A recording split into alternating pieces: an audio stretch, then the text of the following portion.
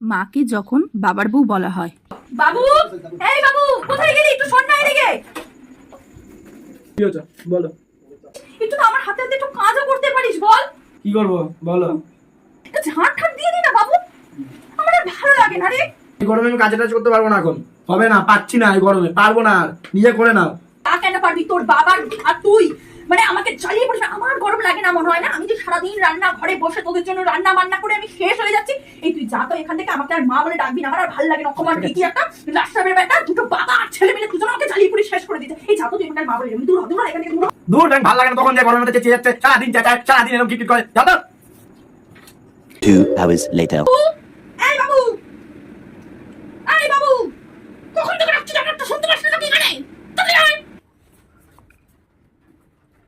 বলো, আমার বাবার বউ